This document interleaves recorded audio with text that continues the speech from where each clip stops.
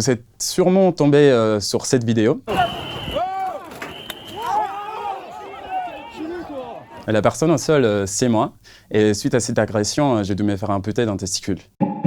C'était le 19 janvier. Il y avait la manifestation contre la réforme des retraites. J'allais d'abord pour manifester mon mécontentement contre cette réforme que je trouve injuste et impopulaire. Et j'étais en train aussi de prendre des photos. Tout d'un coup, j'étais projeté dans la chaussée. Pendant que j'ai tombé, j'essayais à tout prix de protéger mon appareil photo. Ce policier, il est sorti de son troupeau. On m'a asséné un coup de matraque dans les parties génitales, d'une manière complètement gratuite. Et après, repartir aussitôt qu'il est venu m'agresser. Il y a eu des manifestants qui m'ont amené vers des street medics. Ils m'ont mis du spray froid dans les parties génitales.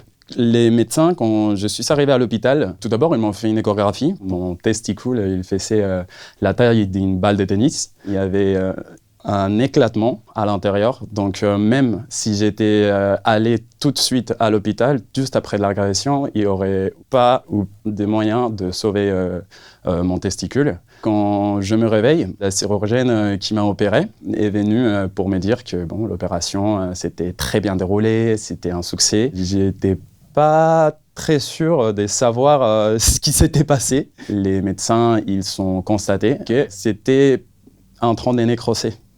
Donc, ils ont procédé à l'amputation. À ce moment-là, je me suis dit, bon, bah, maintenant, c'est ma vie. Ma vie a changé et je vais devoir apprendre à vivre avec. C'est une mutilation. Finalement, c'est quelque chose qui n'est pas réparable, on ne peut pas revenir en arrière. Mon réflexe, c'était de me mettre en contact déjà avec des professionnels de la santé mentale pour qu'ils puissent m'accompagner dans ces processus. Et voilà, déjà me regarder, apprendre à vivre avec mon nouveau corps, finalement. Aujourd'hui, je souffre encore, j'ai encore du mal à marcher, je marche encore avec des béquilles, j'ai eu des complications. J'accepte de témoigner pour que la police ne reste pas impunie. C'est pas la première bavure policière qu'on peut voir. Normalement, les forces de l'ordre, elles sont entraînées par l'État pour savoir où frapper. C'était un coup complètement intentionnel. Ce que dit la préfecture, et j'ai pas de raison d'en douter, c'est que c'était une séquence assez lourde pour les forces de l'ordre, qui était, pour certaines d'entre elles, attaquées elles-mêmes. Donc il faut pouvoir identifier ce qui relèverait de la légitime défense ou ce qui relèverait d'un acte qui n'en relèverait pas. On n'a pas besoin de connaître le contexte lorsqu'on regarde la vidéo pour savoir que la légitime défense doit absolument être écartée. La légitime défense, c'est quoi? C'est l'idée justement d'une défense.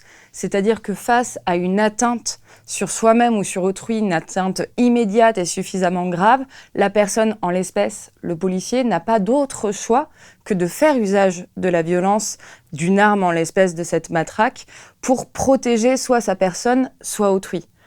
Là, c'est quoi l'effet? C'est un policier qui se jette sur un manifestant à terre, qui a les deux mains sur son appareil photo pour lui asséner un coup, pas à n'importe quel endroit, dans les parties génitales.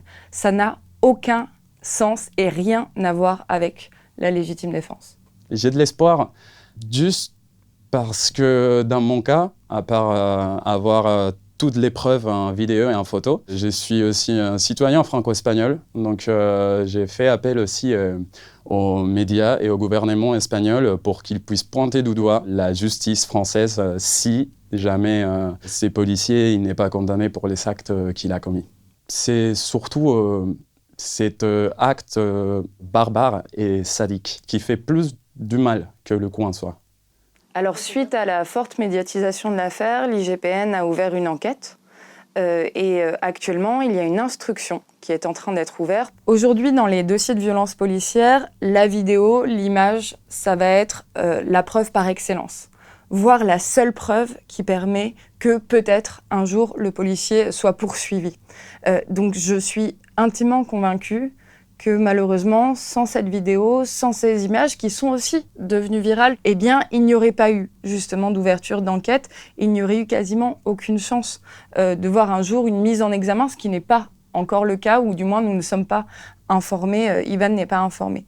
C'est très important parce que c'est aussi pour cette raison, et on a pu le voir dans d'autres lois, la loi sécurité globale notamment, qu'il y a des tentatives législatives pour restreindre le droit de filmer les policiers dans leur activité du maintien de l'ordre. Aujourd'hui, ce sont des preuves. C'est en tout cas la preuve qui a permis une ouverture d'enquête dans ce dossier, je le pense.